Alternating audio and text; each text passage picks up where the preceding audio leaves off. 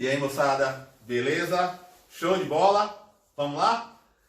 Calorimetria é a aula de hoje. Mas o que de calorimetria? O que seria calorimetria? Calormetria, calor, energia, metria, medida. Então seria a medida do calor. Mas, falando em energia, a gente tem que falar o que seria energia térmica. É a soma de toda a energia do processo. Energia, vamos pensar em energia cinética molecular. Você botou uma panela no fogo. Essa panela começa a esquentar, transferir calor para a água, ceder calor para a água. Quando ela começa a ceder calor para a água, as moléculas da água começam a vibrar com maior energia dentro da água. Isso seria energia cinética molecular, seria energia térmica, perfeito, queridos? E o que seria calor? Calor é a passagem de energia de corpos de maior temperatura para corpos de menor temperatura. Então tem que haver variação de temperatura para ter calor. Perfeito, queridos? De corpos de maior temperatura para corpos de menor temperatura. Calor sensível é o calor cedido ou recebido provocado por essa variação de temperatura. Então temos que ter necessariamente uma variação de temperatura para ter calor sensível, gente. A equação fundamental da calorimetria nos diz o seguinte: Q é igual a mc delta T, ou delta θ, delta φ. O que é Q, o que é m, o que é esse delta φ ou delta T? Q é a quantidade de calor dada em calorias ou joules. O Czinho é o calor específico da substância, dado em cal por grama grau Celsius, ou joule quilograma grau Celsius. A massa gramas ou quilogramas e a variação de temperatura, o delta φ, como dado em grau Celsius. Pode ser dado também em Kelvin, sem problema nenhum, porque a variação, ambas as escalas são centígradas. Então, como são centígradas, a variação é de 100, não vai ter diferença. Mas calma lá, Rogério, você está falando que pode ser uma ou outra. Quando é que vai ser uma e quando vai ser outra? Beleza, gente, vamos calma. Primeiro, nós temos que estar cientes do seguinte: quando estamos trabalhando no sistema internacional, como calor é energia, qual a unidade de energia no sistema internacional? Joule, Rogério. Eu digo, beleza, joule. Exatamente isso, joule. Então, quando estivermos trabalhando em joule no sistema internacional, obrigatoriamente temos que ter massa em quilogramas e calor específico em joule por quilograma grau Celsius. O Enem gosta muito disso, muita atenção a isso, queridos. Perfeito? Massa em quilogramas e calor específico em joule por grama grau Celsius. Beleza? Tranquilo? Ah, Rogério, mas e se eu não quiser transformar na unidade de joule por grama grau Celsius? Será que tem alguma ideia, alguma maneira de no final das operações eu poder transformar de joule para de calorias para joule? Certamente, moçada, certamente. Vamos lá, ó. 1 cal equivale a 4,186 joules. A maioria das vezes a galera bota 4,2. Fica tranquilo. Já vi várias vezes aí colocar até 4, porque nossa função em física aqui não é aprender a fazer conta. Conta é a matemática lá que vai ter que fazer. E hoje em dia não é nem tanta conta assim. Mas, pra gente, 1 cal equivale a 4,186 joules. Mas a questão vai ficar clara isso aí para você lá. Lá ela vai ter dado ou na página inicial, ou na própria questão vai estar lá dizendo se é 4, se é 4,2, né? Ou se é 4,186. Fique tranquilo. Não podemos esquecer também que K equivale a 1000. 1 quilograma equivale a 1000 gramas. 1 quilocaloria vai equivaler o quê? A 1000 calorias. 1 quilo é 1000. Perfeito, gente? Então vamos lá, ó.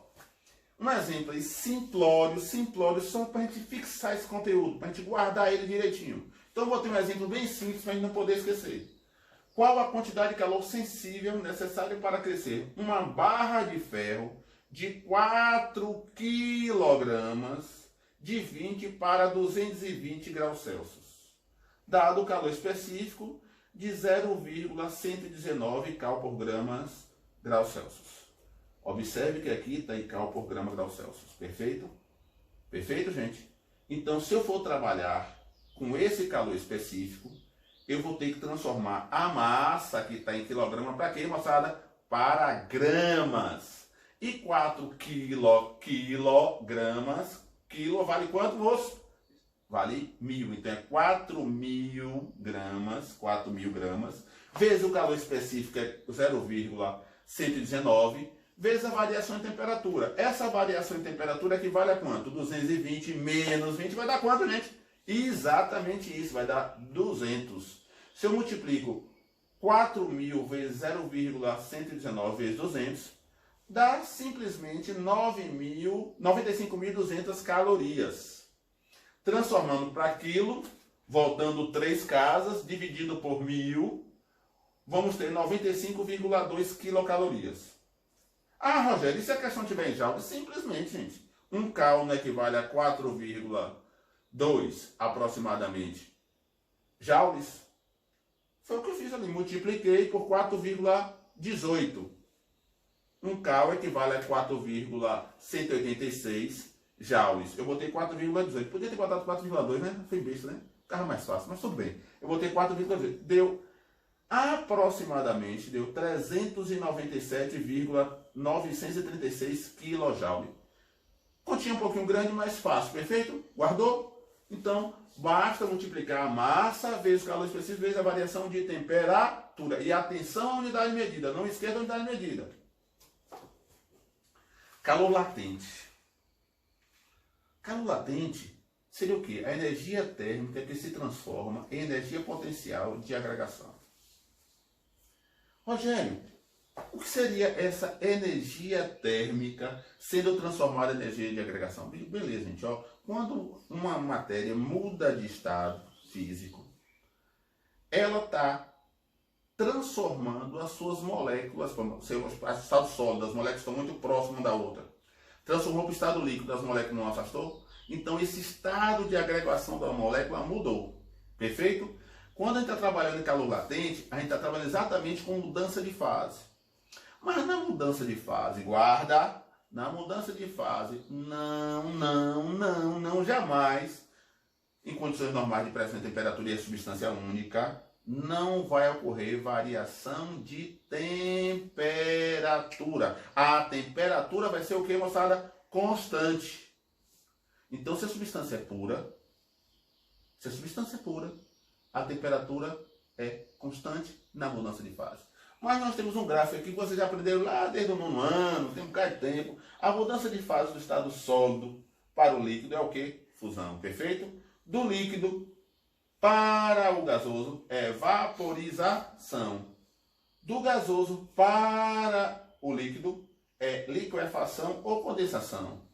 E do líquido para o sólido, solidificação. Aqui nós temos do líquido, do sólido para o gasoso, do gasoso para o sólido, a gente chama isso de quem? Sublimação, a famosa naftalina ou gelo seco, perfeito? Vamos lá, vamos ver como é que a gente trabalha isso aí a nível de forma, né? Será que tem gasto energético quando você está fervendo a água? Quando a água está fervendo, tem gasto de energia? Nós vimos que não tem variação em temperatura, mas será que o fogo está cedendo calor para a água para ela se transformar de líquido para gasoso? Tem, não tem, moçada? E nessa forma eu posso ter variação em temperatura? Todos sabem que na mudança de quê? De fase não ocorre o quê? Variação de temperatura. Então se eu boto ΔT nessa fórmula, ΔT é 0. Então a quantidade de calor vai dar 0. Então eu não posso usar aqui macete. Então eu vou trabalhar com que relação, Rogério?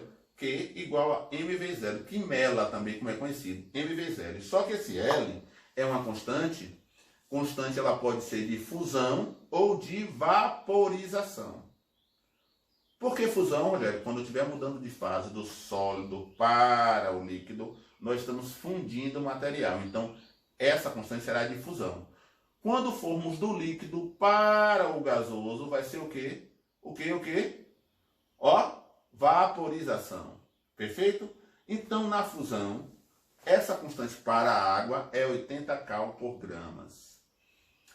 Quando for vaporização, 580 cal por gramas. E a volta, a solidificação, será que vai ser o mesmo valor? Só que o sinal trocado. Perceba que a temperatura lá, quando o final for, o processo for concluído, ele vai estar diminuindo a energia, né? Então, ó, negativo e negativo, perfeito? Vamos lá, vamos continuar o nosso processo aqui agora. Eu botei aí 3 gráficos para a gente analisar com cautela. Eu costumo falar sempre que gráfico, qual é a primeira coisa que nós temos que olhar? Lembra? Aos eixos. Lembra? A gente tem que fixar os eixos do gráfico. Nós temos gráficos aí que parecidos. Essa primeira coluna aí tem 2 gráficos semelhantes.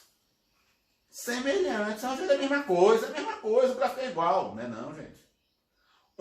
Primeiro gráfico de cima, ele está falando do seguinte: a variação de temperatura no eixo Y e a quantidade de calor no eixo X. Então é o gráfico de quantidade de calor em função de quem? Da variação de temperatura. Mas o gráfico de baixo, ele não está falando, ele está falando de outro fenômeno. Ele está falando da variação de temperatura em função do tempo. Tempo. Parece a mesma coisa, mas não é. Aqui eu tenho variação de temperatura em função do tempo. E aqui eu tenho variação de temperatura em função de quem? Da quantidade de calor. De quê? Mas guardou isso, né? Então, olha primeiro para o eixo e agora vamos entender os gráficos, né? Se eu tenho uma água, por exemplo, a temperaturas abaixo de 0 grau, ela é o quê? Ela é sólido, perfeito? Na mudança de fase, você botou um copo de água para...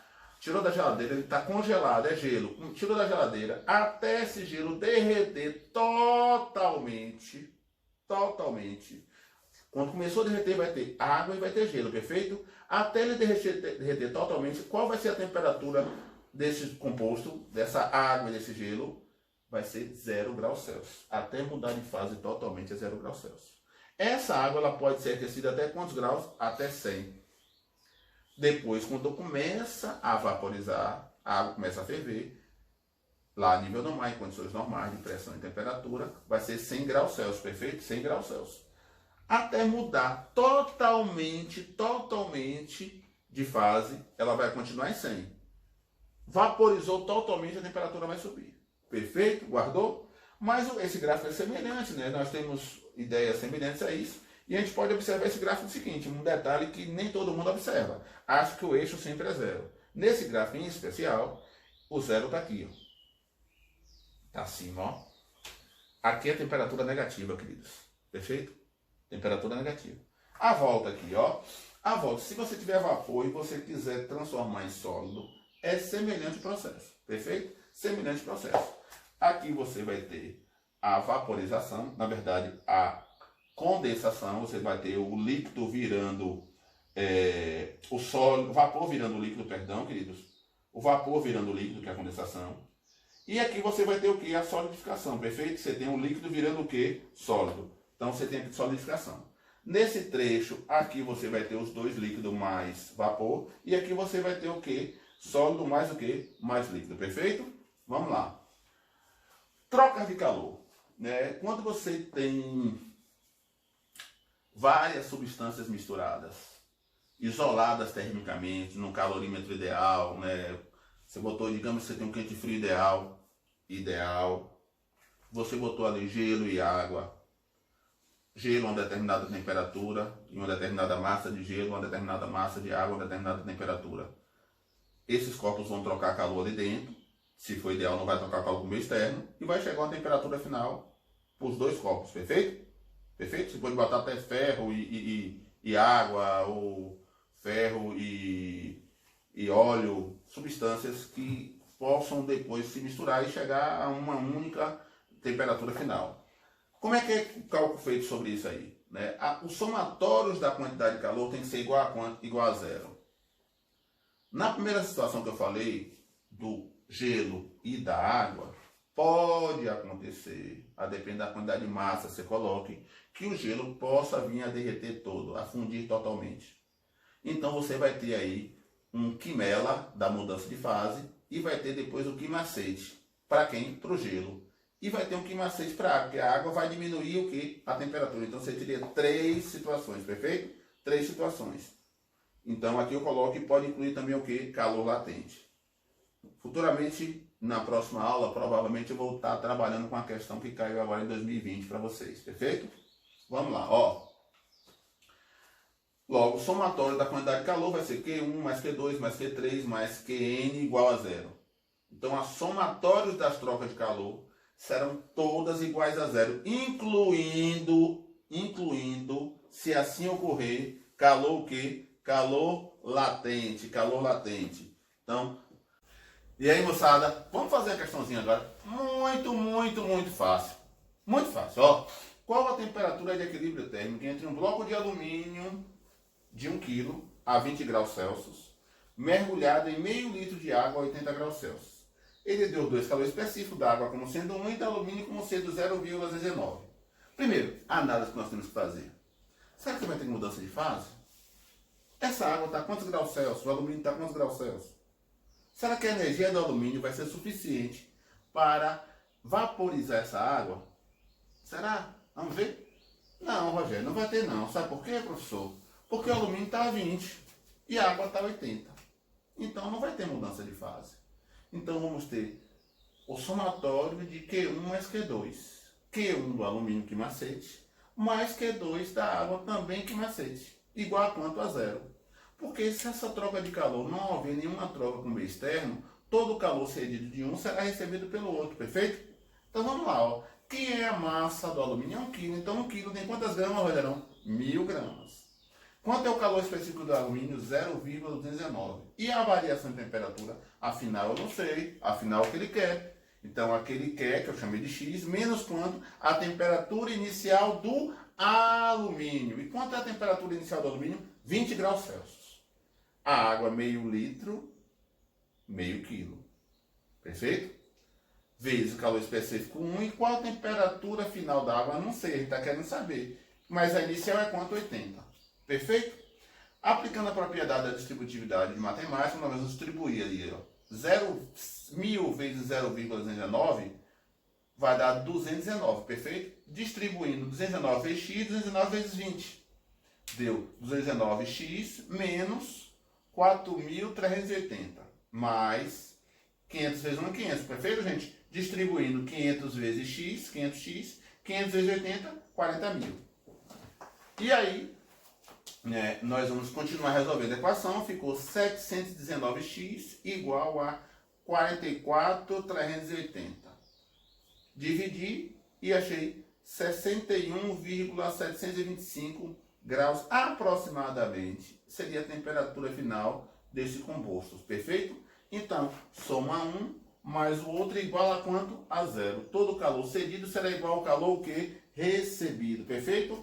Vamos lá, ó. Capacidade térmica. O que é capacidade térmica? Capacidade térmica é a capacidade de calor que um corpo necessita para receber ou ceder para que sua temperatura varie em unidade. Rogério, não entendi nada disso aí. Calma! Muita calma. A capacidade térmica é a razão, é a divisão entre a quantidade de calor e a variação de temperatura, ou a massa vezes o calor específico do corpo. Perfeito? De novo, capacidade térmica é a razão, é a divisão entre a quantidade de calor, a variação da quantidade de calor pela variação de temperatura, ou a massa vezes o calor específico desse corpo. A unidade medida é cal por grau Celsius. Perfeito? Então, moçada, muito obrigado. Essa aula a gente fica por aqui. Lembra de dar o like, é aqui ou aqui, eu não lembro bem. Marca lá.